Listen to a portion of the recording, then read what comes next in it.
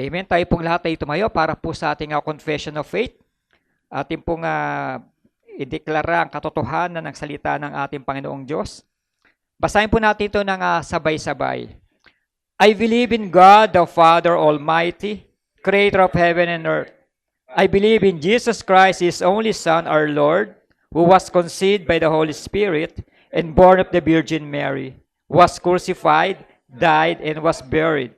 The third day He rose again from the dead. He ascended to heaven, and is seated at the right hand of God the Father Almighty. From there He will come to judge the living and the dead. I believe in the Holy Spirit, the Holy Universal Church, the communion of saints, the forgiveness of sins, the resurrection of the body, and the life everlasting. I believe that God is a triune God, expressed in three persons, God the Father, God the Son, and God the Holy Spirit. I believe the Holy Scripture is the Word of God. It has the final word in all matters of faith and practice. I believe the Holy Scripture is authoritative, true, without error, providentially preserved, sufficient for salvation and Christian living. Amen. Habang tayo po'y nakatayot, makibukas po tayo sa ating pong teksto. Makibukas po tayo sa Psalms, mga awit. Psalms chapter 99.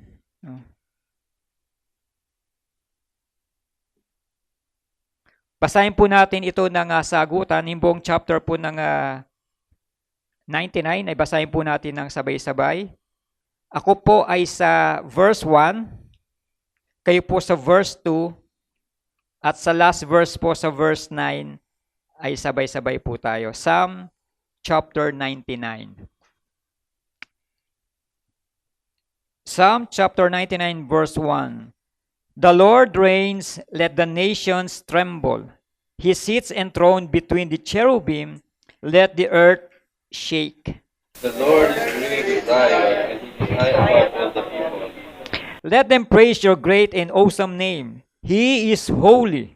The king's strength of the Lord is judgment, their throne is established, and His victory to judgment and righteousness in Jacob.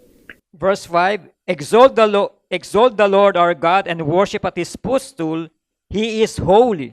Moses and Aaron among His priests, and Samuel among them that call upon His name, saying, Verse 7, He spoke to them from the pillar of cloud. They kept His statutes and decrees He gave them. Thou art the Lord judgment, judgment forgiveness them. Altogether, exalt the Lord our God and worship at His holy mountain, for the Lord our God is holy. Tayo pipasama din manalangin. Salamat, Panginoon, sa pagkakabasa na ipong banal na salita. Nawa patuloy mga itong pagpalain sa buhay namin, Panginoon. At maging sa oras na ito, Panginoon, aming itinataas na maunawaan namin, Panginoon, maintindihan namin ipong mensahe sa oras na ito. At sa iyo namin pinagkakatiwala ang gawain na ito, ang buong maghapon na ito, na ikaw, Panginoon, ang patuloy na maitaas namin sa lahat ng aspeto ng aming pamumuhay. Ito ang panalangin, in Jesus' name. Amen. Amen. Makaupo na pong bawat isa. Muli po na isang mapagpalang umaga po sa atin. Diyan po sa binasa po nating Psalm chapter 9, and title po niya, si Yahweh ang kataas-taasang hari. No? Diyan po sa mga Bibles po na hawak po natin. At maging dito po sa ating pong pag-aaral, dito po sa Psalms chapter 99, kung titingnan niyo po yan, wala pong author. In Psalm 19, wala po siyang author. Ito ay included sa book 4 po, no? Dito pong Psalms. Wala pong author nakalagay. Ibig sabihin, unknown ang author. Pero I believe that the Holy Spirit ang author ng Psalm chapter 99. And the whole Bible, which the Holy Spirit ang pinaka main author, at ginamit yung mga tao para maisulat po yung mga salita po na yan. At ano po yung matututunan po natin dito po sa context about God's holiness. 3 beses po binanggit po dyan yung He is holy. Our God is holy. 3:5-9, verse 3 and verse 5 and verse 9, paulit-ulit na binabanggit yung salitang God is holy. At totoo naman po talaga na ang ating Diyos ay banal. Kaya lagi po sinasabi sa atin, magpakabanal kayo o magpakabanal tayo dahil ako ay banal. No? Sabi ni Lord, magpakabanal tayo dahil ang ating Panginoong Diyos ay banal na Diyos. Hindi tayo pwedeng humarap sa Kanya ng may kasalanan. Hindi tayo pwedeng humarap sa Kanya, tumayo sa Kanyang harapan ng merong kasalanan. And Psalm 99 is a psalm of worship to the Lord who sits enthroned in heaven. Paulit-ulit na sinasabi po dyan na mayroong nagaganap na pagsamba doon sa kalangitan. At maging sa oras po ito, yung ating pong araw ng pananambahan. Every Sunday tayo po ay nagkakaroon ng corporate worship kung saan tayo po ay sumasamba sa isa at banal na Diyos. This is about the holiness of God. Ito yung kabanalan ng ating Panginoong Diyos. And let us talk about God's holiness and the call to be like Him. Ito yung lagi sinasabi sa atin. This is about God's holiness and the call to be like Him. Sabi po sa verse 1 hanggang verse 3, basta sabi po sa Tagalog, si Yahweh ay naghahari, kaya't sa takot ay mga tao'y nanginginig. Trono'y sa ibabaw ng mga kerubin, kaya daigdig ay nayayanig. Si Yahweh dakilang tunay, sa Zion o sa mga bansa, si Yahweh ang naghahari. Sa lahat ng mga nilikha, purihin natin ang banal at dakila niyang pangalan. Si Yahweh ay banal. This is the holiness of God. It was verse 1 hanggang verse 3, exalt the king because he is holy. Honor the king or exalt the king because he is holy. At paulit-ulit po sinasabi po yun ng mga kerubin dito po sa Isaiah chapter 6 verse 3. Ang sabi po sa Isaiah chapter 6 verse 3, and they were calling to one another, holy, holy, holy is the Lord Almighty. The whole earth is full of His glory. Maging ang mga anghel sa kalangitan ay nagpupuri at sumisigaw ng banal, banal, banal ang Diyos. Kung ang mga anghel ay sumisigaw na nagpupuri at nagsasabi na banal ang Diyos, how much more tayong mga tao na kasama na nilikha ng ating Panginoong Diyos. And sabi po sa verse 1 to 2, let the people tremble in awe. Let the people tremble in awe. Mamangha tayo dito sa Diyos na sinasamba po natin. Let the Lord reigns, let the nations tremble. Manginig tayo sa takot. Pero ngayon po, sa panahon natin ngayon, yung pangalan ng ating Panginoong Diyos ay ganun-ganun na lamang binibitawan. At minsan, nagagamit pa ito sa hindi magandang mga pananalita, mga OMG na tinatawag, di ba? Wag lang na hindi madulas, wag lang na hindi magulat. Nagagamit yung pangalan ng ating Panginoon Diyos sa walang kabuluhan, samantala sa panahon nila, sa panahon ng mga hari, panahon ng mga Israelita. Bihirang-bihira lang banggitin ang pangalan ng Diyos. Kasi ganun kabanal ang pangalan Diyos sa kanila na hindi ito basta-basta binibitawan ng walang kabuluhan. Kaya kapag nababanggit yung pangalan ng Diyos sa maling pamamaraan, sila po ay pwedeng mamatay on the spot. Pwede silang kainin ng lupa. Pwede silang kidlatan. At anytime, pwede silang mapahamak dahil sa paggamit nila na hindi maganda sa pangalan ng ating Panginoong Diyos. Kaya sabi dito, let the people tremble in awe. And we must bow down in submission and obedience. We must bow down in submission and obedience because He is King. Ano bang ginagawa kapag kaharap mo ang isang hari? Kapag umaharap ka sa isang hari, di ba dapat ikaw lumuluhod? Dahil ang kaharap mo ay hari. Dahil kung mali ang iyong orientation patungkol sa hari, baka ikaw ay papugutan ng ulo. Pag sabi ng hari, pugutan ng ulo yan. No questions asked. Hindi ka pwedeng magpapadrino sa hari. No, exalt the king because he is holy. And we must bow down in submission and obedience. Yung pagsunod. Kung ina-acknowledge natin ang ating Panginoong Diyos, ang hari ng ating buhay, ibig sabihin, hindi na tayong nangunguna sa sarili natin. Hindi na yung mga kaisipan natin ang sinusunod natin. Hindi na itong flesh ang naghahari sa ating buhay kasi meron tayong hari sa ating buhay na siya yung nasusunod.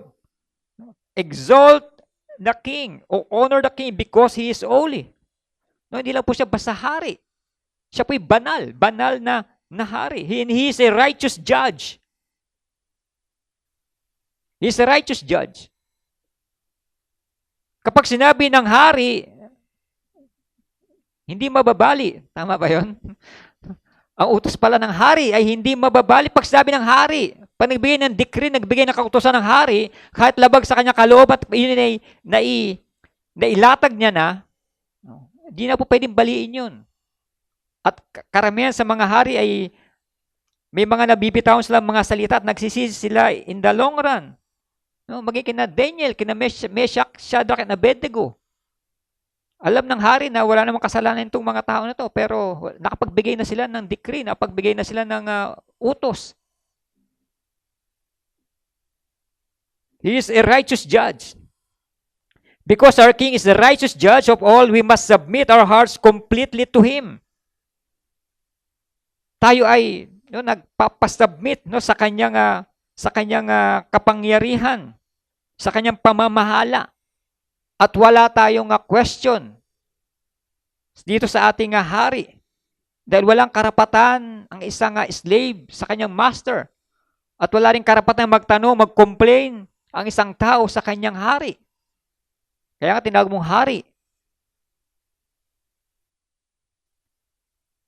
And how are we respond to the holiness of God? Kung alam natin ang haring ito na ating itinataas, itinatanghal ay banal, paano naman tayo tumutugon sa Kanya, sa Kanyang kabanalan? Alam mo na, banal ang kakaharap mo, paano ka tumutugon? No, bow before Him, praise Him, and humble at His feet. Kapag tayo pinapunta sa Malacanang sa oras na ito, at haharap tayo sa, noon kay Duterte, ngayon kay BBM, no, baka may magalit kasi baka si BBM lang binanggit ko. Pag pumunta tayo, harap tayo sa presidente, pinakamataas na lingkod ng isang bansa, harap tayo sa kanya. Ano yung ating response? Bago pa lang tayo pumunta doon, ano na yung ating isusuot? Pinakamaganda. Pinakamaayos. Baka pwedeng sa babae, magpariban pa. Sa lalaki, magpa-pogi pa, sikat na ngayon, na hairstylist ng lalaki. Kilala ko lang si David Salon eh. Wala si Ricky Reyes, di ba? Okay. Magpapaganda, mag-aayos ka. At kung ang call time mo doon ay 10 o'clock, pupunta ka ba doon ng 10:30? Pupunta ka ba doon ng 10:05? And I'm sure hindi ka rin pupunta ng 9:30. Baka 8 o'clock pa lang ay nandun ka na. Dahil gusto mong mauna ka at huwag kang malate doon sa appointment mo sa ating presidente. Pero pag sa church, no? Kapag si Lord yung imi-meet up natin, bakit parang lang, no? Okay na to suot ko. Ay, hindi na mag-start ng on time yun. Laging late naman mag-start yung church eh. At kalimitan late.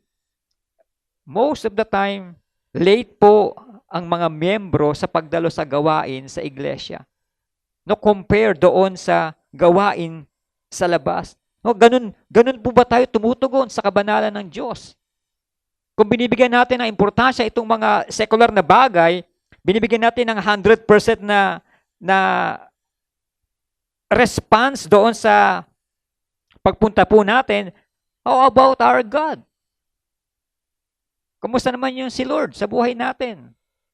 Yung response po natin, that He is a holy God.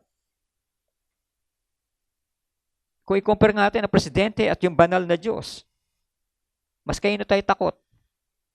No? Mas takot tayo sa sekular kaysa matakot tayo sa banal na Diyos.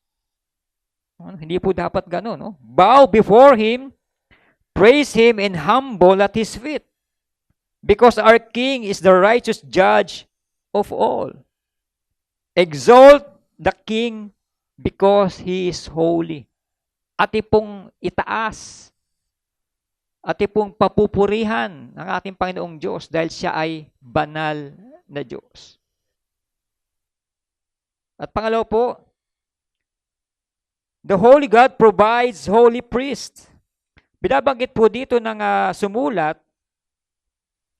may mga Bible character po na binabanggit po about Moses, Aaron, and Prophet Samuel. No? Sabi po sa verse 6 to 7, verse 5, exalt the Lord our God and worship at His footstool. He is holy. Moses and Aaron were among His priests. Samuel was among those who called on His name. They called on the Lord and He answered them. They called on the Lord and He answered them. The Holy God provides holy priest. Ito nga, banal na Diyos na ito. Siya po ay nagbigay po, nagtalaga po ng mga punong saserdote, punong pari, which is emphasis on the Lord's mercy. Emphasis on the Lord's mercy. His mercy in forgiving sins. Sa panahon po nila, yung mga kasalanan po nila ay napapatawad sa pamamagitan ng pag-aalay ng mga hayop, dugo ng hayop. At yan po ay pinapadaan po nila sa pamamagitan po ng mga punong saserdote o mga high priest na tinatawag. At ipinrovide po yan ng ating Panginoong Diyos. Dahil nga po hindi makalapit itong mga makasalanang tao personally sa harapan po ng ating Panginoon Diyos dahil sa kailang kasalanan. Kaya nag-provide po ang ating banal na Diyos ng mga punong saserdote o high priest upang sila yung mga mamagitan sa ating Panginoong Diyos. Kasi baka pagka humarap sila sa ating Panginoong Diyos, maubos po silang lahat. Kung meron silang 100,000 dyan na humarap sa ating Panginoong Diyos, humarap siya sa ating Panginoong Diyos na ganun-ganun na lang, na wala doon sa principle, wala doon sa guidelines na pinapagawa ng ating Panginoon Diyos pagka sila'y sumasamba, baka lahat po sila'y mamatay. Kaya salamat na lang po sa ating Panginoong Diyos. Dahil tayo po ngayon ay nasa mercy, no? Nasa grace, no? Nabubuhay sa grace ng ating Panginoong Diyos. No? His mercy in forgiving sins. And God's forgiveness extend to the nations. Yung pagpapatawad ng ating Panginoong Diyos, naranasan po nila. At maging pagpapatawad, lalo na po sa atin, sa panahon po natin ngayon, yung grasya, yung kagandang loob ng ating Panginoong Diyos, yung habag ng ating Panginoong Diyos ay patuloy nating nararanasan maging sa mga oras na ito. Kahit maya-maya tayong magkasala, hindi agad tayo namamatay. Hindi agad tayo tinutupok ni Lord dahil sa kanyang puot sa kasalanan, dahil tayo po'y nasa ilalim, kapamahalaan, no, ng grace ng ating Panginoong Diyos. Kaya wag po natin abusuhin. Wag natin sabihin na, ay, napakalawak naman ng grasya ni Lord. Napakahaba naman ng PC ni Lord. Pero alalahanin natin, may mga consequences yung mga kasalanan ginagawa po natin. Kahit sabihin mo na maliliit na detalye lang po yan, alam ni Lord po yan. At alam po natin yan. Yung mga secret sins na tinatawag. Walang sikreto po kay Lord. No? Kaya hindi po yan secret. Hindi po yan secret kay Lord. Alam niya po yan. Emphasis on the Lord's mercy. Dahil nga, kinahabagan ng Diyos itong mga tao, lalo itong kanyang bayan, itong mga Israelita, mga Israelites, no, nag-provide siya ng mga pangangailangan nila, lalo sa pagpapatawad ng kanyang kasalanan, maging ang mga holy priest na ito, maging ang mga punong saserdote nito ay ginamit ng ating Panginoong Diyos para ma-extend. No, ma-extend yung forgiveness po doon na maranasan po nila sa pamagitan po ng mga punong saserdote po ito. At pangalawa po, to represent the people before God. To represent the people before God. Moses and Aaron being the high priest, and prophet Samuel being a prophet. Last week po, na yung anak po ni Hannah, yun po yung si prophet Samuel. Yun po yung anak po ni Hannah. One of the greatest prophet. sa kanilang bayan. No, ito pong i-provide ng ating Panginoon Diyos na mga holy priests, sila po yung mga nagre-represent to represent the people before God. Sila po yung humaharap kay Yahweh. Hindi po ito yung mga taong makasalanan. Ito po mga high priest ito ang pinakapadrino po nila upang sila ay ihingi ng tawad, upang sila ay patawarin ng ating Panginoong Diyos. Pero kung isasama po natin yon, like ko po sinasabi na during the animal sacrificial system, yung kasalanan po ng tao, kino-cover lang po yung kailang kasalanan. Actually, hindi po totally nawa-wipe out yung kasalanan. Naka-cover lamang po sa pamamagitan ng dugo ng hayop. Tinatakluban po lang ni kailang mga kasalanan. Hindi po talaga totally nawa-wash out. Until such time, yung ginawa ng ating Panginoon Jesucristo doon po sa krus ng Kalbaryo, yung po tagin totally na naglinis ng ating mga kasalanan. At pagiging mga kasalanan po nila, yun po yung dugo ni Kristo ang talagang naglinis.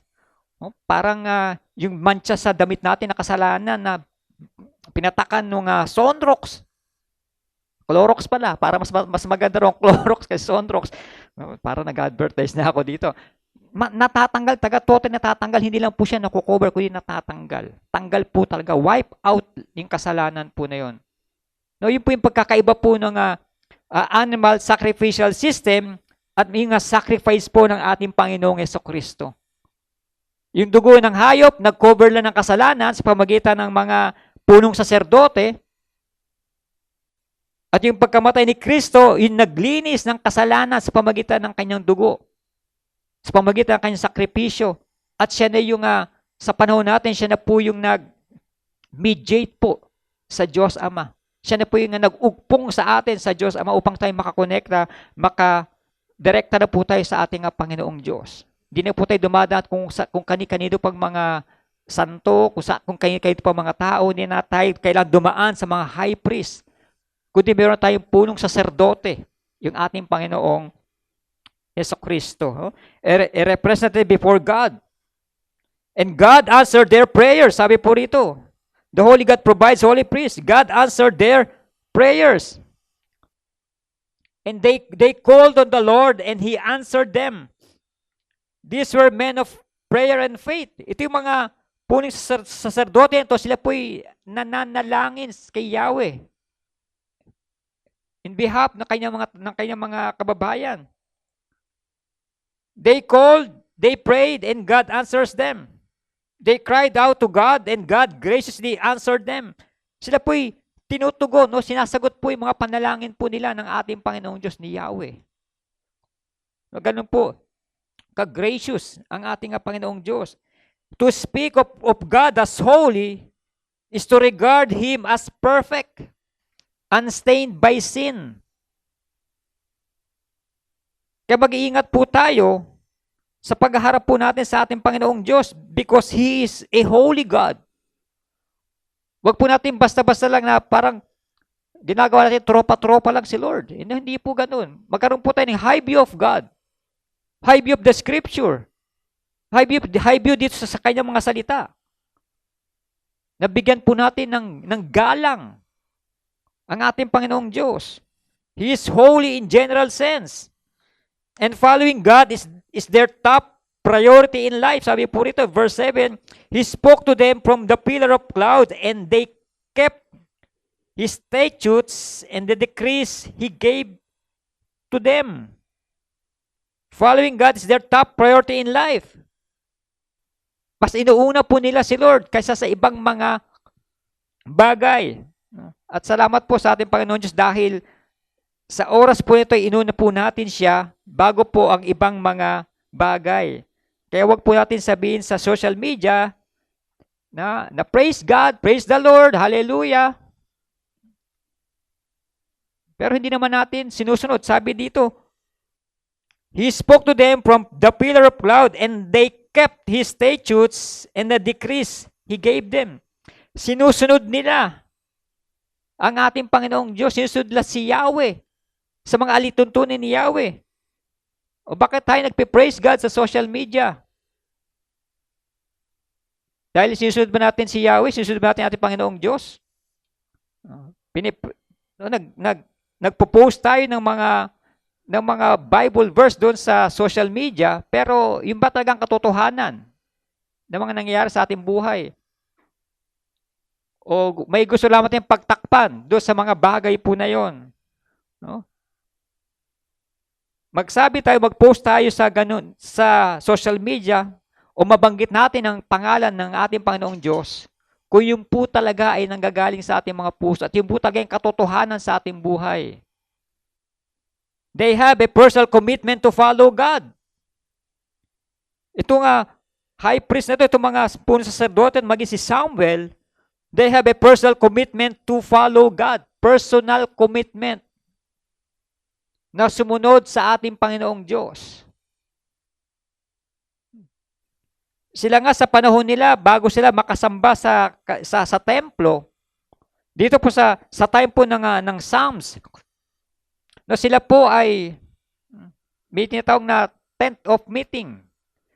Portable po yun, ano po nila, yung worship hall po nila, yung worship building po nila. Portable po yun po yung movable na tinatawag. Kung saan sila abutin ng gabi, o kung saan sila magpapahinga, kung saan sila pinapatigin ni Lord, doon sila magtatayo. Then dumating na yung templo. Yung ibang mga Israelita, ibang mga mananampalataya, ibang mga Hudyo, nagta-travel po sila ng mga ilang araw bago makarating po doon sa worship hall nila, worship service nila. Bago sila makarating, iba isang araw, 2 araw, 3 araw sa naglalakbay para maka-attend lang sa kanilang pananambahan. Samantalang tayo, sa kabilang kanto lang, hirap pang pumunta. Ang dami pang dahilan. Samantalang sila, malayo pa lang, natatanaw pa lang nila yung templo. Tuwang-tuwat, galak, nagkakantahan sila habang sila nagjo-journey, habang sila nagkakaraban. Kumakanta po sila, nagkakantahan. Kaya pagdating po sa gate pa lang, talagang din kagalakan. Samantalang sa atin, pagising pa lang, linggo na naman, mag-church na naman kami. Boring si pastor. Yung po yung nakakalungkot po, no? Wala suppose lang personal commitment to follow God. Napakasimple pa nga lang po.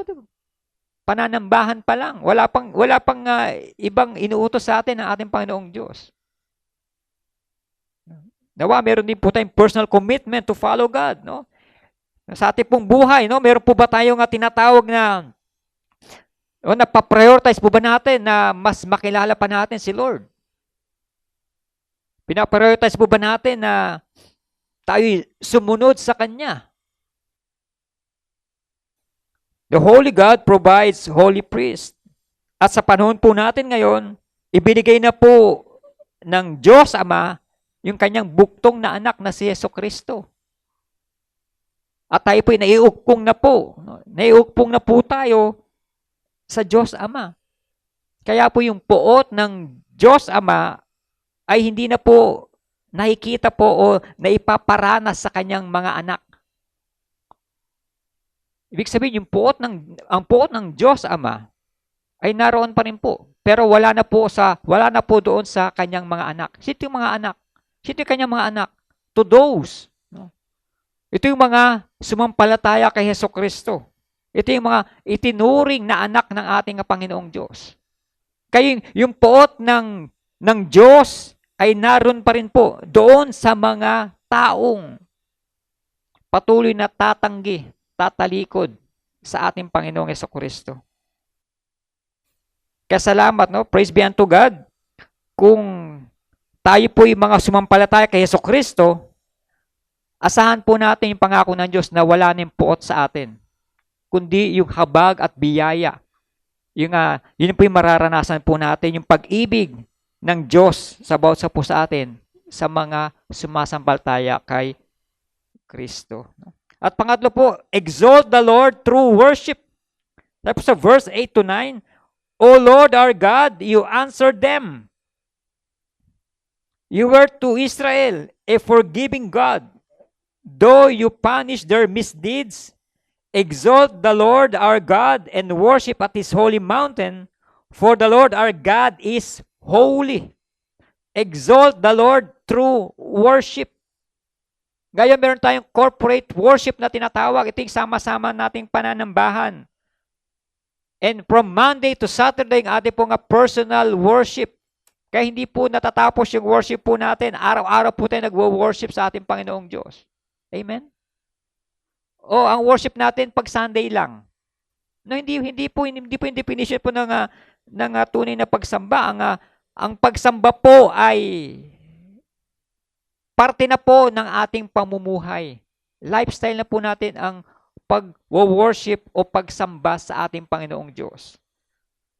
Dito sa verse 8 to 9, exalt the Lord through worship. Na itataas natin nawa ang ating Panginoong Diyos. Dito kapag tayo nagkakatipon-tipon, tayo po yung nagkakaroon ng fellowship na kagaya nito, at tayo sumasambang sama-sama sa isa at buhay at banal na Diyos.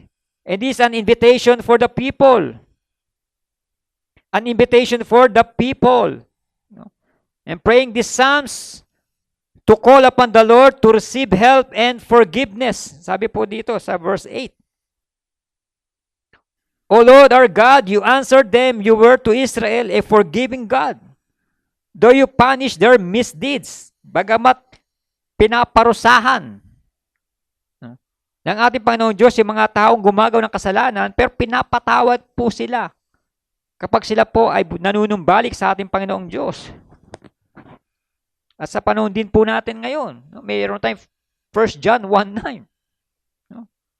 Tapat ang Diyos para tayo patawarin kung tayo'y tapat din na ikinukonfess po natin ating mga kasalanan po sa ating Panginoon Diyos.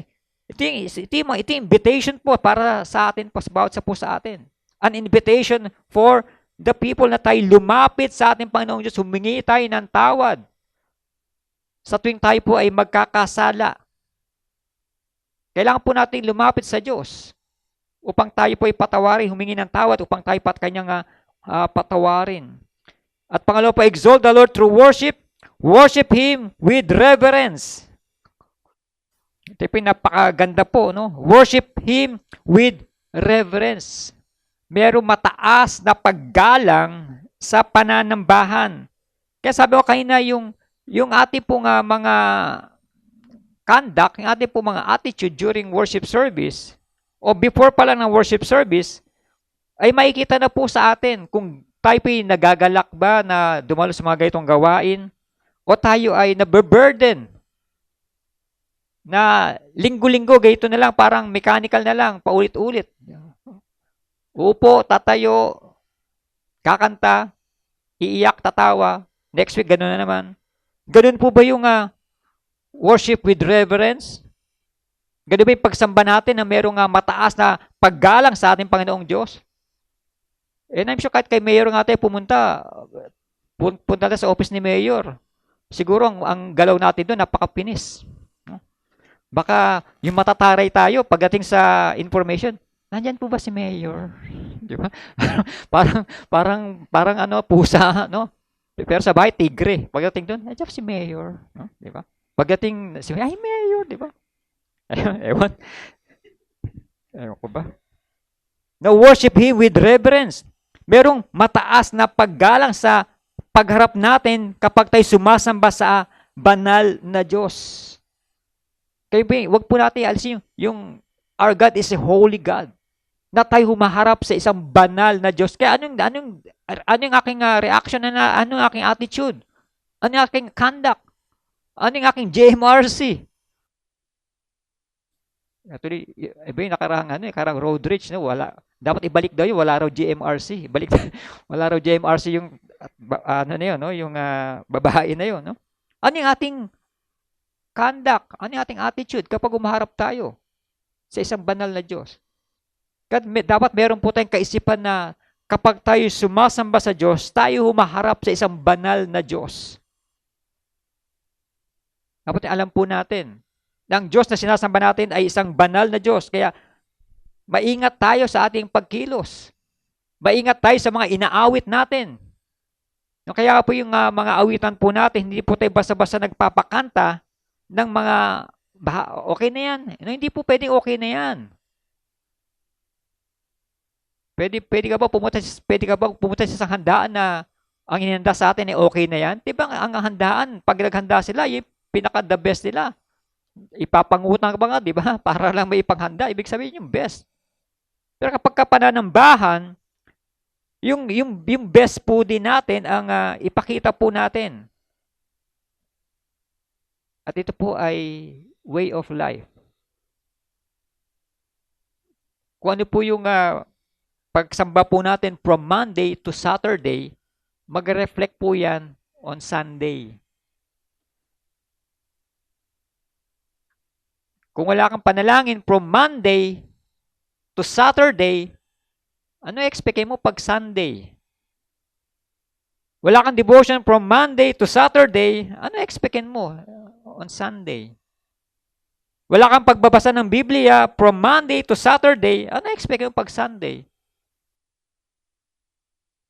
Hindi ka nainom ng tubig from Monday to Saturday, ano expect mo sa Sunday? Hinang-hina ka talaga. Baka mag-collapse ka pa dyan, baka ma-stroke ka dahil wala kang tubig. Wala kang salita ng Diyos. Anong quotation na 1 week without prayer equals 1 week without prayer equals 1 week. 1 week, isang linggong walang panalangin, ibig sabihin, isang linggong mahina. Isang taong mahina. Isang linggong mahina yung tao na yun. Ayun. 1 week without prayer equals 1 week. Kaya, ano pa yung asahan po natin kung from Monday to Saturday, wala tayong worship with God. Tapos pag Sunday, sabihin mo, bless ka sa kantahan. No, hindi ka na-bless sa salita ng Diyos, sa kantahan ka lang na-bless. No, hindi po pwede ma-bless lang tayo sa kantahan. Dapat na-bless po tayo doon sa salita po ng ating Panginoong Diyos, kahit na yan ay nag-rebuke sa atin o nagko-correct sa atin. Hindi po more on blessing lang nabibless tayo. Hindi po more on prosperity lang tayo nabibless, kundi maging sa correction. Dapat po nabibless tayo kasi hindi pa tayo manhid. Nakakaramdam pa po tayo. Meron pa po tayo nga pakiramdam. No, worship Him with reverence, knowing that He is holy, should lead us to worship Him with reverent fear. Hindi po ito yung takot ka na ayaw mo makita ng isang tao, kundi meron kang banal na pagkatakot na merong tinatawag na mataas na paggalang. Kapag pinag-usapan po natin yung pagsamba po sa banal na Diyos. No? Worship Him in sincerity and truth. Meron tayong katotohanan na pinangahawakan sa salita ng Diyos patungkol po sa ating Panginoong Diyos. Kung hindi po kasi natin kilala ang Diyos na sinasamba po natin, ang ating pong pagsamba ay gano'n na lang po. Pwede na yan. Bara-bara na tinatawag. Hindi po yung the best worship. Hindi po yung the best na attitude na meron po tayo. Worship Him in sincerity and truth. Kaya sincere po ba tayo kapag tayo maharap sa ating Panginoong Diyos? Wala ba yung maskara? Wala ba yung balat kayo? Wala bang pagka-impokrita sa pagharap po natin sa ating Panginoong Diyos? Naway sincere po tayo at meron po nga katotohanan yung ipinapakita po nating pananambahan sa ating Panginoon. Kaya worship Him with reverence. Kaya mga Israelite, takot na takot po yan. Kapag marinig lang po nila yung pangalang Yahweh, nanginginig na po sila sa takot. Kumulog lang dyan ng matatakot na po sila, kumidlat lang po dyan. Matatakot na po sila kasi baka sila po'y ora mismo mamatay on the spot. Ganun po yung tinasabi merong paggalang, mataas na paggalang sa pangalan ng ating Panginoong Diyos, lalo na po sa pananambahan. Worship Him with reverence. No? Exalt the Lord through worship. Worship Him with a submissive heart. And worship at His holy mountain, for the Lord our God is holy. exalt the Lord our God and worship at His holy mountain. Yung holy mountain, tinutukoy po ito, this is about Jerusalem. Ito po yung capital city ng Israel. Yung holy mountain. Worship at His holy mountain. No? Worship Him with a submissive heart. And because the Lord is holy, worship Him with intimacy and with a submissive heart. Yung meron tayong pusong nagpapasakop sa ating Panginoong Diyos. Nakarinig na ba, nakita na ba kayo ng tao na every time na may magsasalita sa kanilang harapan, kahit hindi sermon, every time na may maririnig silang nagsasalita sa harapan ay panay kontra. Inokontra yung mga sinasabi sa kanyang puso, sa kanyang kaisipan. Wala siyang ina-agreean doon sa mga sinasabi na yon. I'm not talking about politics, mga politiko. Ibang mga tao. May nakita na ba kayong ganun tao? Na lahat ng sinasabi nun ay kinokontra. Walang submissive heart na tinatawag. Sabi po rito, exalt the Lord through worship and worship Him with a submissive heart. Meron tayong pusong nagpapasakop sa salita po ng ating Panginoong Diyos. Sa binasa po natin kailang confession of faith po natin, dinideklara po natin ang Biblia ay walang mali. Ito po ay salita ng Diyos. Ito po ay magagamit po natin sa ating mga pang-araw-araw na pamumuhay. When it comes to our faith and practices, Biblia po ang may authority. Worship Him with a submissive heart. Kung naniniwala po tayo doon, tayo po ay nagpapasakop dito po sa salita po ng ating Panginoong Diyos. At maging sa pananambahan po natin, tayo nagpapasakop sa kanyang salita, sa mga maririnig po nating katotohanan ng salita po ng ating Panginoong Diyos. Exalt the Lord through worship, no? Because the Lord is holy, we must worship Him with intimacy and with a submissive heart. Ang sabi ni Peter, 1 Peter chapter 1 verse 14 to 16, God requires holiness in us that requires personal discipline. Ang sabi sa 1 Peter, as an obedient children, do not conform to the evil desires you had when you lived in ignorance. Verse 15, but just as He who called you is holy, so be holy in all you do.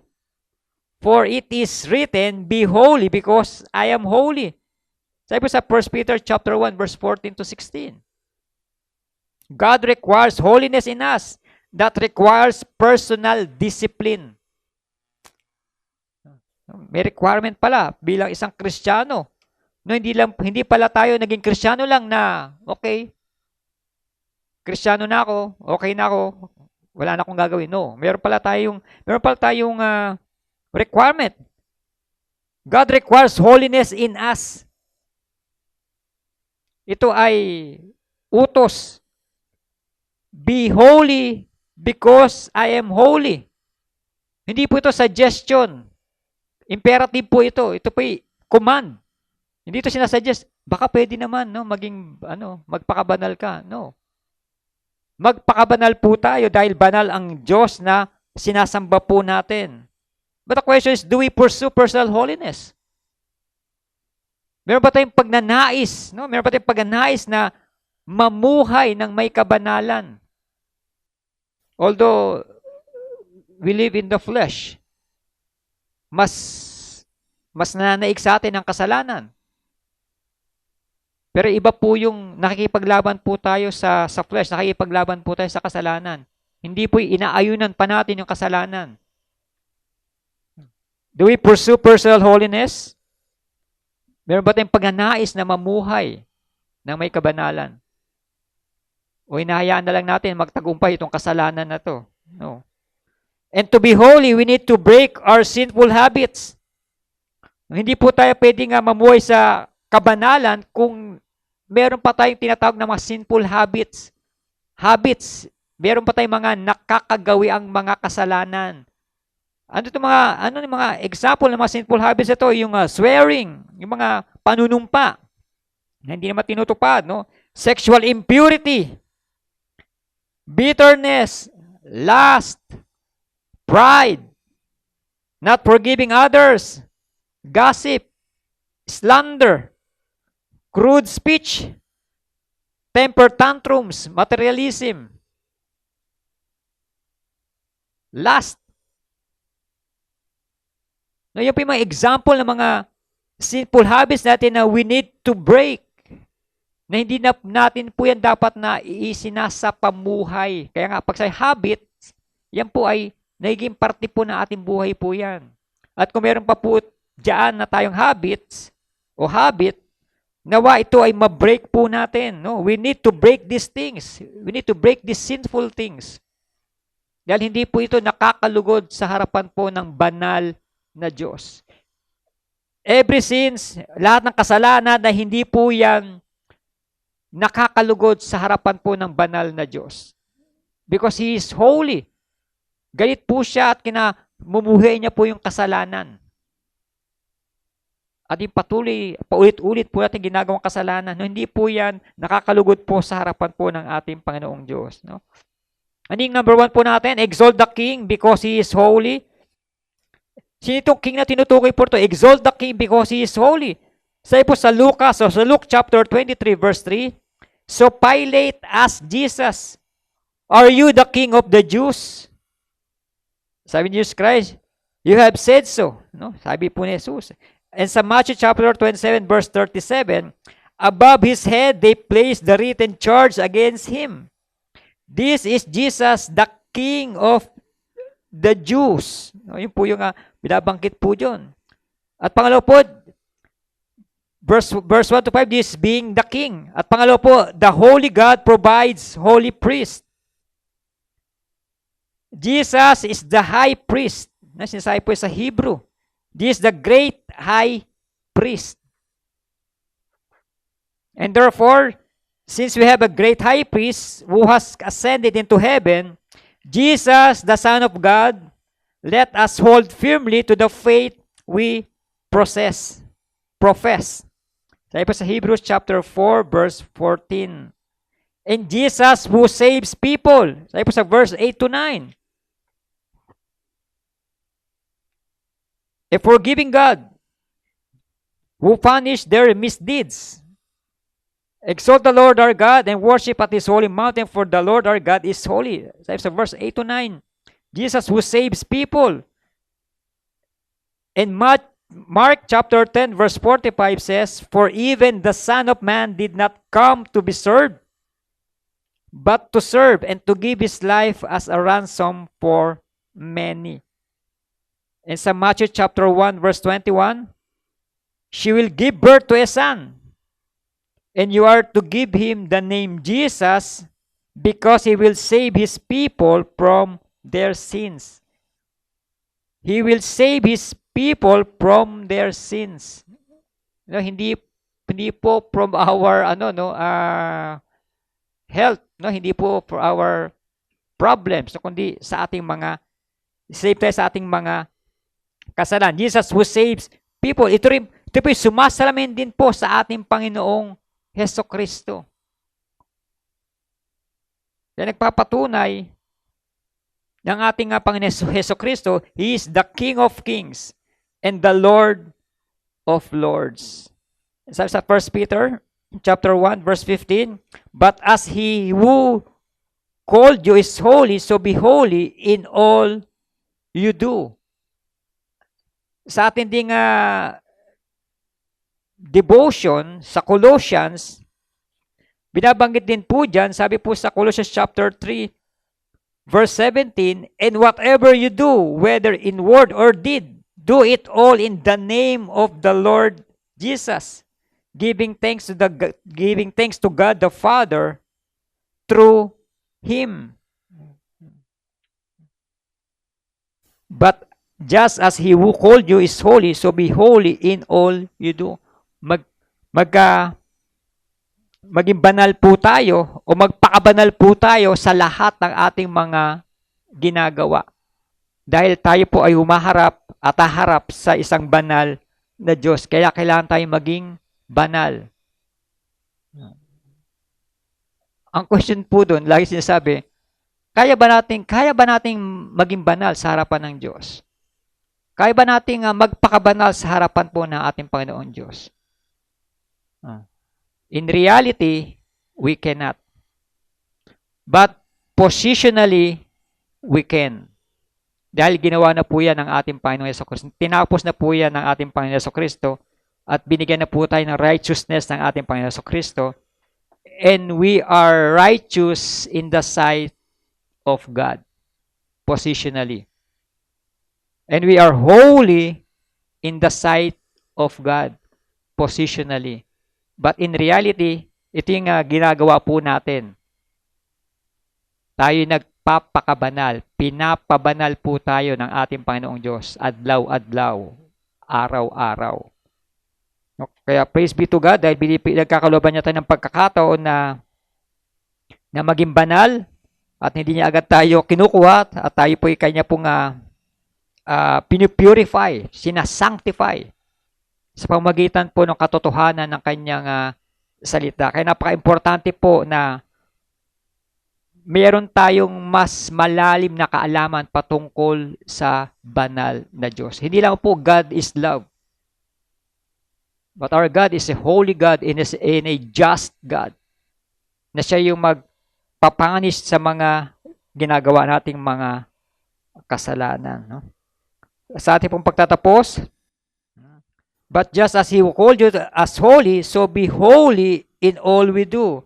And we need to fix our eyes on Jesus, who lived a perfectly holy life, doing the Father's will joyfully, willingly, and obediently.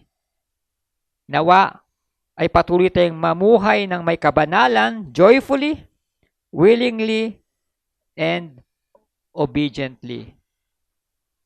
Tayo po'y manalangin. Let us pray. We thank you, Lord, sa oras na ito. Dahil ikaw ay banal na Diyos, kami ay makasalanan. Wala kaming kakayahan na kami ay humarap sa iyo o lumapit sa iyo, kundi sa pamamagitan lamang ng aming Panginoon Jesucristo. Kaya kami naiukpong sa iyong banal na pangalan. Kaya kami naiukpong sa iyong katwiran. Tayo pong lahat ay tumayo. Dahil sa ginawa ng aming Panginoong Jesucristo doon sa krus ng Kalbaryo. Salamat, Panginoon, dahil bagamat kami makasalanan at ikaw ay banal na Diyos, pinili mo kami at ginawa mo kaming anak. Kami ay nagpupuri at nagpapasalamat dahil ikaw ay tapat at ikaw ay banal. At hindi mo hayaan na kami ay mapahamak, kundi iniligtas mo ang iyong mga pinili, iniligtas mo ang iyong mga anak. Kaya salamat, Panginoon, sa katotohanan ito ng iyong banal na salita. Na nawa ay makapamuhay din kami, Panginoon, nang naayon sa iyong katwiran, nang naayon sa iyong banal na kalooban. Makapamuhay kami na may kabanalan sa iyong harapan. Kaya tulungan mo kami, Panginoon. Tulungan mo kami na kami ay mamuhay.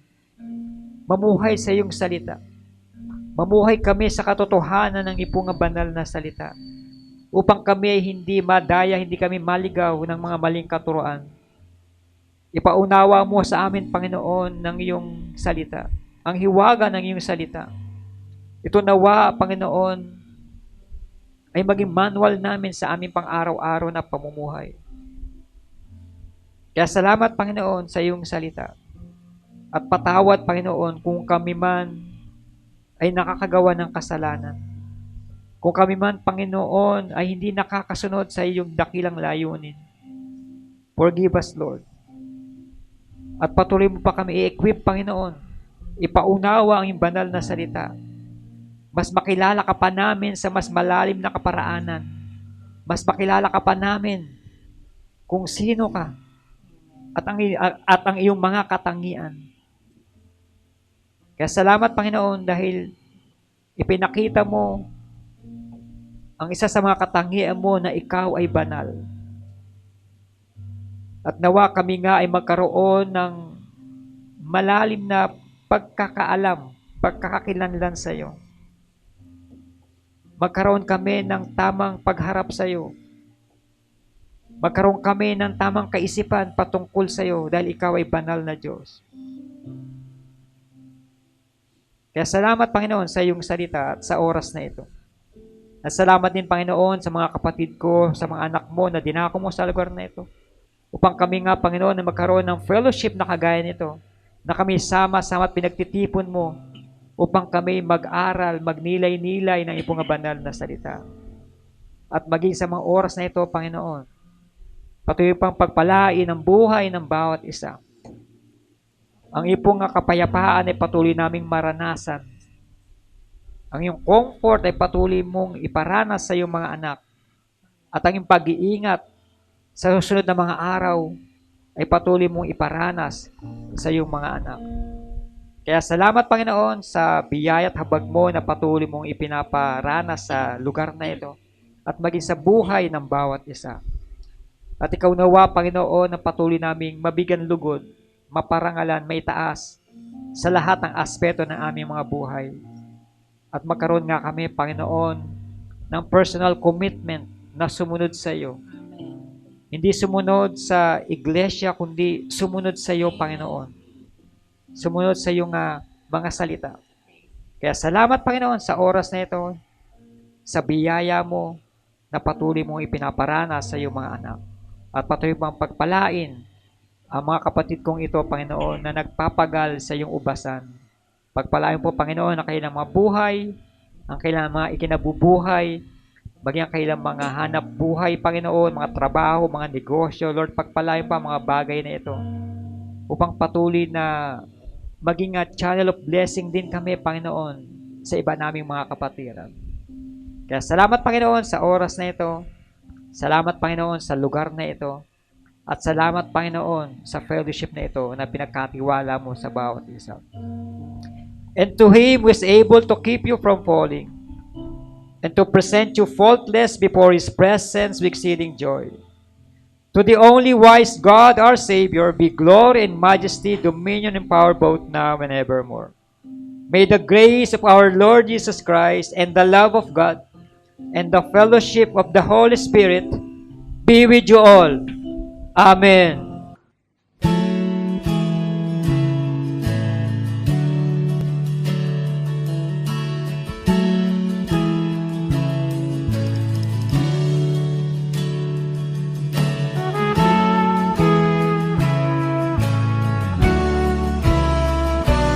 May the peace of God our Heavenly Father and the grace of Christ the risen Son and the fellowship of God the Spirit keep our hearts and minds within His love. And to Him be praise for His glorious reign from the depths of earth to the heights of heaven. We declare the name of the Lamb once slain, Christ eternal, the King of Kings.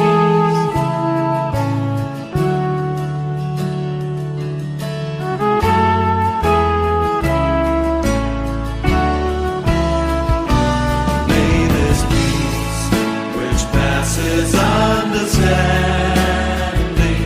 and this grace, which makes us what we are, and this fellowship of His communion, make us one in spirit and in heart.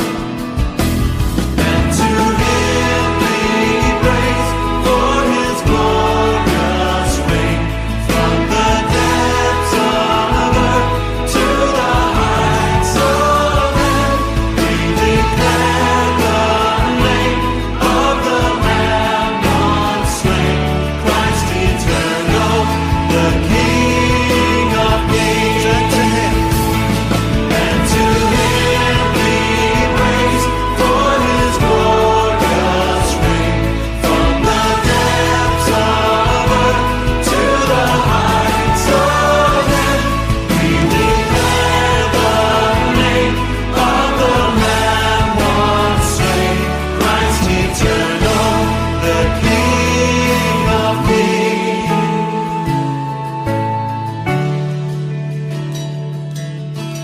Lord.